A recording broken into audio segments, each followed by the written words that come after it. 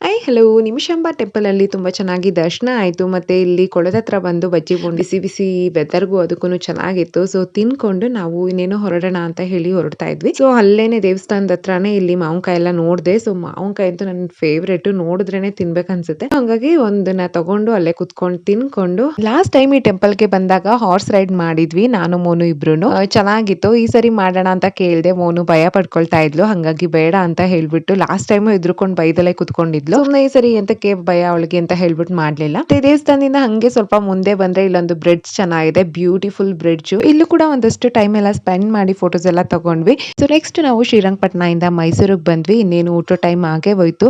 ಸಿಕ್ಕಾಪಟ್ಟೆ ಹೊಟ್ಟೆ ಹಶ್ವ ಆಗ್ತಾ ಇತ್ತು. ಸೊ ಹಾಗಾಗಿ ಮನೆಯಿಂದ ಏನೇನೆಲ್ಲ ತಂದಿದ್ದೆ ಬಿಸ್ಕೆಟ್ ಎಲ್ಲ ತಿಂತಾ ಇದ್ವಿ. ಮತ್ತೆ ಇಲ್ಲಿ ಪ್ರಜಾವಾಣಿ ನ್ಯೂಸ್ ಪೇಪರ್ ಅಲ್ಲಿ ಇವತ್ತು ವೆನ್ಸ್ಡೇ ಇರೋದ್ರಿಂದ KFC ಆಫರ್ ಬಗ್ಗೆ ನೋಡಿದೆ. ಇದು ಫ್ರೀಯಾಗಿ ಕೊಟ್ಟರು ಡೀಸೆಲ್ ಹಾಕ್ಸಿದಾಗ ಪೇಪರ್ನ.